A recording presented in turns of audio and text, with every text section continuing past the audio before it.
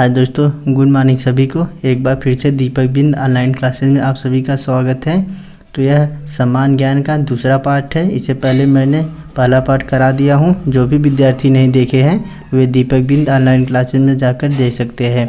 तो यह समान विज्ञान का दूसरा पार्ट है और यह NTPC ग्रुप डी SSC के लिए इम्पॉर्टेंट है। तो आप लोग अच्छे से टेस्ट दीजिए।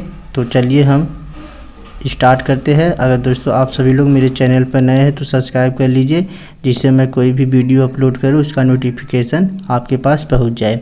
तो चलिए शुरू करते हैं। क्वेश्चन नंबर पहला, नेट न्यूट्रलिटी क्या है? तो बताना है नेट न्यूट्रलिटी क्या है। यह एग्जाम में पूछा गया है। तो देखिए यह ऑप्शन नंबर एक राइट हो जाएगा इसका।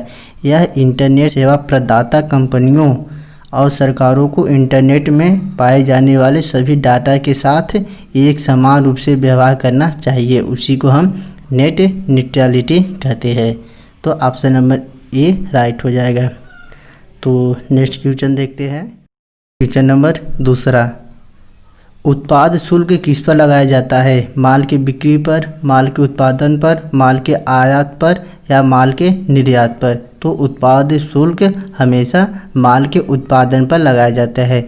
ऑप्शन नंबर दूसरा राइट हो जाएगा, क्योंकि दोस्तों उत्पाद शुल्क वस्तुओं के उत्पादन या विनिर्माण पर लगाया जाने वाला एक शुल्क है।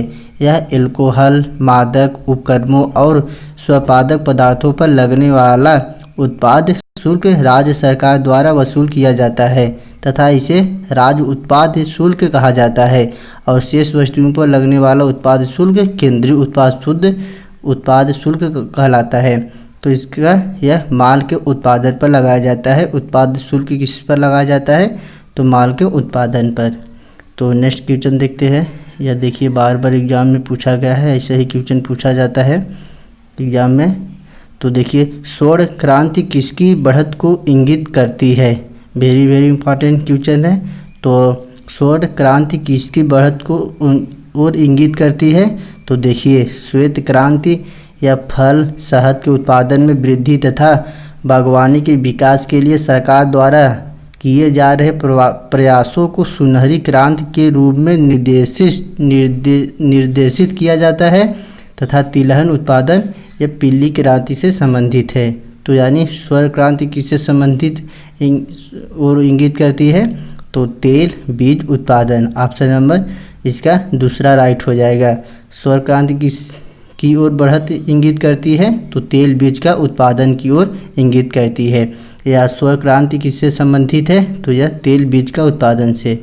तो नेक्स्ट क्वेश्चन देखते हैं। क्वेश्चन नंबर 4, गर्म जल बैग में जल का उपयोग किया जाता है। तो वेरी वेरी इंपॉर्टेंट क्वेश्चन है। आप लोग बताइए। तो आसानी से मिलता है, उसका विशिष्ट गुरुत्वाकर्षण ज़्यादा है या उसका विशिष्ट ऊष्मा ज़्यादा है, वह एक तरल पदार्थ है। तो गर्म जल बैग में जल का उपयोग किया जाता है क्योंकि उसका विशिष्ट ऊष्मा ज़्यादा होता है। ऑप्शन नंबर 3 राइट हो जाएगा। नेक्स्ट क्वेश्चन देखते हैं। क्वेश्चन नंबर 5, देखिए जनहित याचिका का मतलब क्या है? बताना है आपका जनहित याचिका का क्या अर्थ है। तो वेरी वेरी इंपॉर्टेंट क्वेश्चन है। तो यह देखिए किसी व्यक्ति द्वारा अदालत में जनहित में लगाया गया मुकदमा आपका जनहित याचिका कहलाता है। यानी जनहित याचिका में किसी भी व्यक्ति या कोई भी व्यक्ति द्वारा अदालत में जनहित में लाया गया मुकदमा आपका जनहित याचिका कहलाता है। तो इसका ऑप्शन नंबर 3 राइट हो जाएगा। तो नेक्स्ट क्वेश्चन नंबर 6 देखते हैं।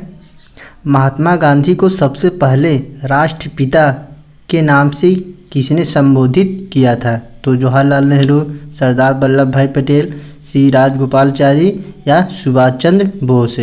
तो बताना है महात्मा गांधी को सबसे पहले राष्ट्रपिता की उपाधि किसने दी थी? तो वह आपके सुभाष चंद्र बोस थे। ऑप्शन नंबर 4 राइट हो जाएगा। वेरी वेरी इंपॉर्टेंट क्वेश्चन है। अक्सर ऐसे ही एग्जाम में क्वेश्चन पूछा जाता है। और जवाहरलाल नेहरू यह भारत के प्रथम प्रधानमंत्री थे और सरदार वल्लभ भाई पटेल को लौह पुरुष के नाम से भी जाना जाता है।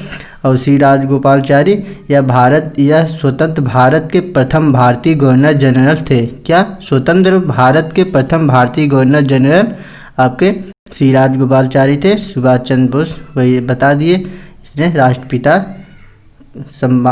राष्ट्रपिता के नाम से महात्मा गांधी को संबोधित किए थे।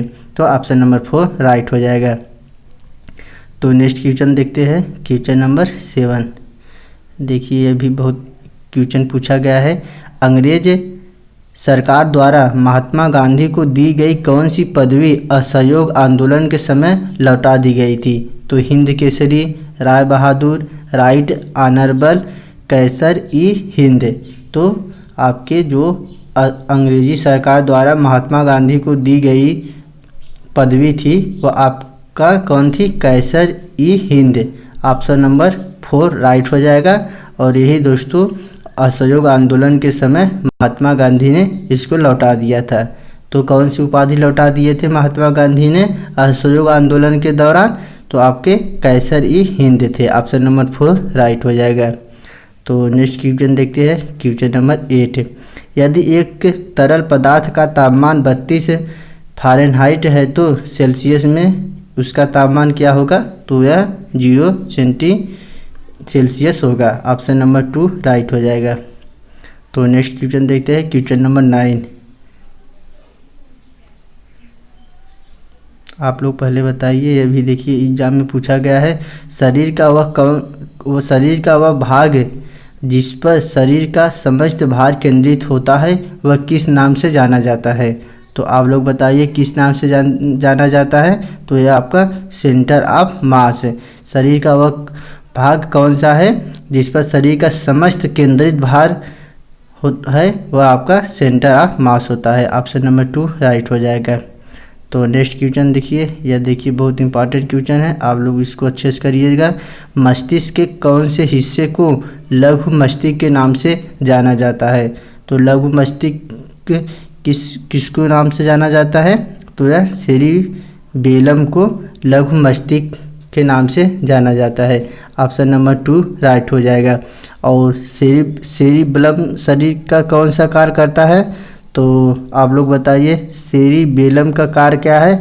यह शरीर का संतुलन बनाए रखता है एवं ऐच्छिक पेशियों के संकुचन पर नियंत्रण करता है और यह आंतरिक कान के संतुलन भाग से संवेदनाएं ग्रहण करता है। कौन? आपके सेरिबेलम होता है। और सेरिब्रम क्या होता है? आप लोग बताइए सेरिब्रम का क्या कार्य है? तो देखिए यह मस्तिष्क का सबसे विकसित भाग होता है। इसमें बुद्धिमत्ता, स्मृति, इच्छा शक्ति, ऐच्छिक गतियों, ज्ञान, वाणी एवं चिंतन का केंद्र होता है और इनमें ज्ञानेंद्रियों से प्राप्त प्रेरणाओं का इसमें विश्लेषण एवं समन्वय होता है। किसमें? आपका सेरिब्रम में। और थैलमस का क्या कार्य होता है? तो थैलमस का कार्य यह होता है, यह दर्द, ठंडा तथा गर्म को पहचानने के कार्य करता है। कौन? थैलमस। और हाइपोथैलमस का कार्य क्या होता है? तो बताइए पहले आप, हाइपोथैलमस का क्या कार्य होता है?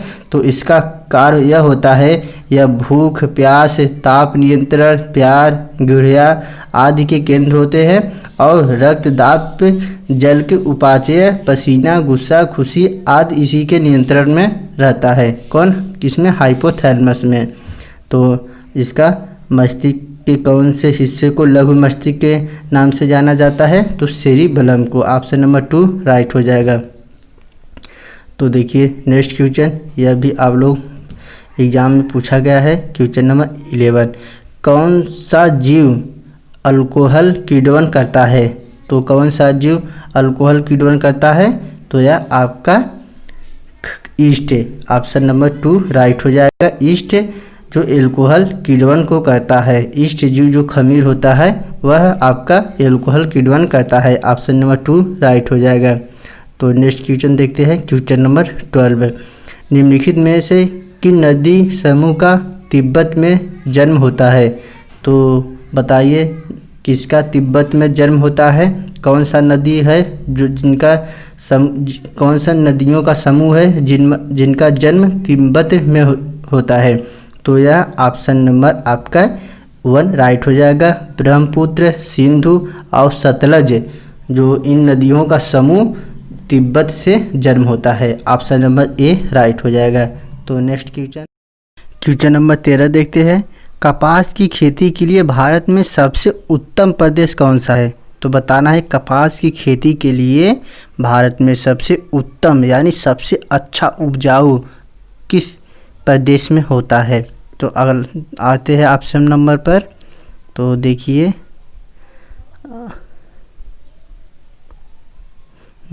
आप लोग बताइए। तो यह देखिए पहला ऑप्शन ब्रह्मपुत्र घाटी, दक्कन का पठार, सिंधु घाटी, सिंधु गंगा घाटी या रन ऑफ कच्छ। तो क्या था क्वेश्चन पूरा, क्या बोला जाता है? कपास की खेती के लिए भारत में सबसे उत्तम प्रदेश कौन सा है? तो कपास की खेती के लिए भारत में सबसे उत्तम प्रदेश आपका दक्कन का पठार है। यहाँ पर कपास की खेती बहुत ही उत्तम और सुव्यवस्थित रूप से होती है, इसलिए ऑप्शन नंबर दूसरा राइट हो जाएगा। तो नेक्स्ट क्वेश्चन देखते हैं। Question number 14। किसी आवेशित संवाहक पदार्थ में विद्युत शक्ति कहाँ रहती है? केंद्रीय भाग में, पूरे शरीर में, शरीर की प्रकृति पर निर्भर करती है या बाहरी सतह पर?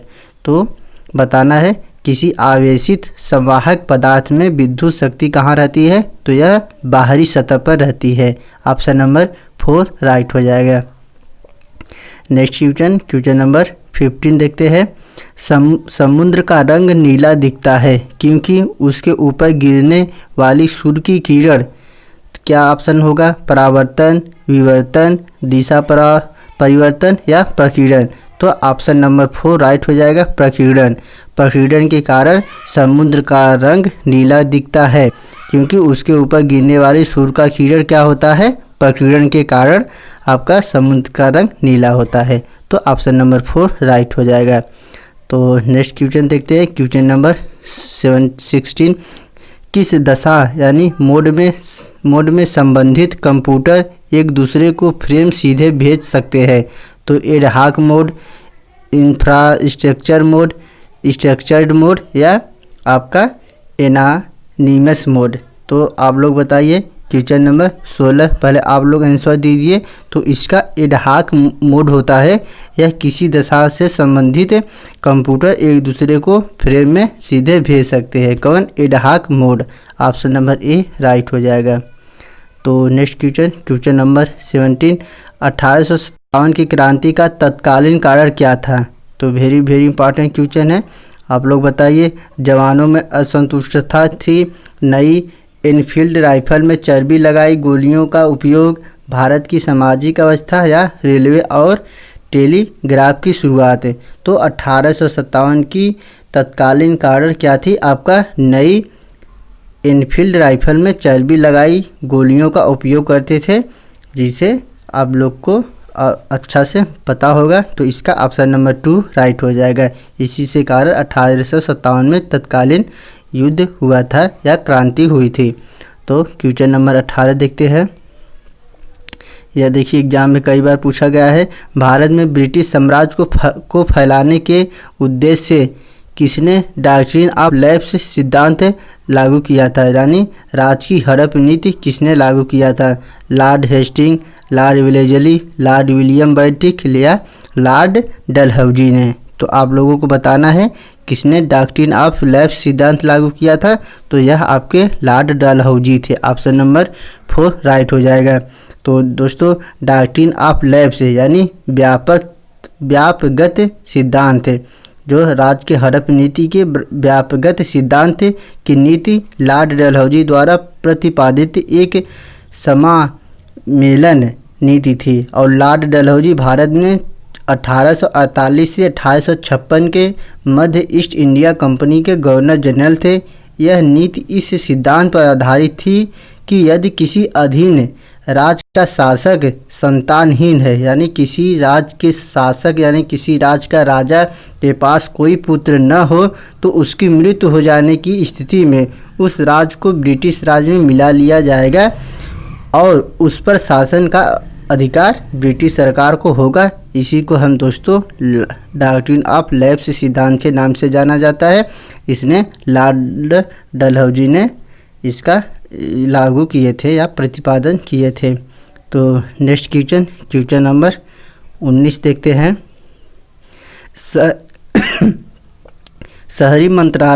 शहरी विकास मंत्रालय द्वारा हृदय योजना शुरू करने का उद्देश्य क्या था? तो बच्चियों की शिक्षा, स्मार्ट शहरों का विकास, नगरीय मल प्रशोधन, सांस्कृतिक धरोहरों एवं स्थानों का विकास।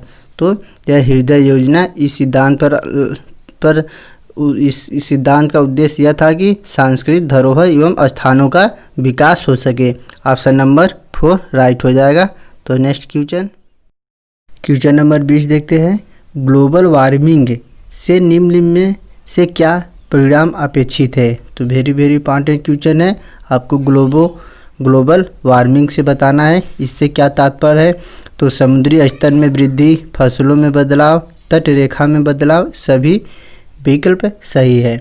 तो ग्लोबल वार्मिंग से संबंधित यह भी है, समुद्र स्तर में वृद्धि होता है और फसलों में बदलाव भी होता है और तट रेखा में बदलाव भी होता है। तो इसका ऑप्शन नंबर 4 राइट हो जाएगा, सभी विकल्प सही है। तो नेक्स्ट क्वेश्चन नंबर 21 देखते हैं। संघीय सरकार के राजपत्रित अधिकारियों को निम्नलिखित में से कौन नियुक्ति और बर्खास्त कर सकता है? तो बताना है संघीय सरकार के उन अधिकारियों को बताना है जो नियुक्ति और बर्खास्त यानी नियुक्ति और उनको हटा दोनों सकता है, यानी नियुक्ति भी कर सकता है और उनके पद को हटा भी कर सकता है या समाप्त कर सकता है। तो भारत के राष्ट्रपति, भारत के प्रधानमंत्री, भारत के गृह मंत्री या भारत के वित्त मंत्री। तो संघीय सरकार के कौन वो अधिकारी है जो नियुक्ति और बर्खास्त दोनों कर सकता है? तो वह भारत के राष्ट्रपति है। ऑप्शन नंबर ए राइट हो जाएगा। जो भारत के राष्ट्रपति प्रधानमंत्री की नियुक्त करता है और प्रधानमंत्री की सलाह पर अन्य मंत्रियों को भी नियुक्त करता है। संघ लोक सेवा आयोग की नियुक्त करता है, राज्य संघ लोक सेवा आयोग को नियुक्त करता है। तो निम्नलिखित इसका कार्य होता है। तो ऑप्शन नंबर ए राइट हो जाएगा। तो नेक्स्ट क्वेश्चन देखते हैं, क्वेश्चन नंबर 22। भारतीय अर्थव्यवस्था में निम्नलिखित में से कौन से उद्योग में सबसे ज़्यादा निवेश किया गया है? तो चाय, सीमेंट, इस्पात या पीटसन। तो आपको बताना है भारतीय अर्थव्यवस्था में निम्नलिखित में से कौन से उद्योग में सबसे ज़्यादा निवेश किया गया है? तो वह आपका इस्पात है। ऑप्शन नंबर 3 राइट हो जाएगा। तो नेक्स्ट क्वेश्चन नंबर 23 देखते हैं। अजंता एलोरा की गुफाएं निम्नलिखित में से कौन से शहर के पास स्थित है? तो माउंट आबू, औरंगाबाद, बीजापुर, मदुरई। तो बताना है अजंता एलोरा की गुफाएं कहाँ पर स्थित है या किस शहर में स्थित है? तो औरंगाबाद में स्थित है। ऑप्शन नंबर 2 राइट हो जाएगा। और औरंगाबाद कहाँ स्थित है? तो मुंबई में स्थित है। और मुंबई या महाराष्ट्र में क्या स्थित है? जो कन्हेरी की गुफाएं हैं यह भी महाराष्ट्र में स्थित है। और एलिफेंट की गुफाएं यह भी महाराष्ट्र में स्थित है। और अजंता की गुफाएं यह तो बता दिए महाराष्ट्र में स्थित है। और एक होता है आपका एलोरा की गुफाएं जो यह भी महाराष्ट्र में स्थित है। तो यह जो अजंता एलोरा की गुफा है यह किस शासकों द्वारा बनाया गया है? तो यह गुप्त शासक द्वारा बनाया गया है। तो आपसे एग्जाम में कभी कभी इसके निर्माण के बारे में भी पूछ सकता है, इनमें से कौन बनाया है। तो क्वेश्चन नंबर 24 अमेरिकी संसद का नाम क्या है? तो diet, senate, Congress, house of Commons. तो अमेरिकी संसद का नाम कांग्रेस होता है। ऑप्शन नंबर 3 राइट हो जाएगा। और डाइट यह आपका जापान से संबंधित है। तो नेक्स्ट क्वेश्चन नंबर 25 देखते हैं। चार्ल्स कोरिया एक भारतीय ख्याति प्राप्त है। तो वेरी इंपॉर्टेंट क्वेश्चन, यह आपको बताना है।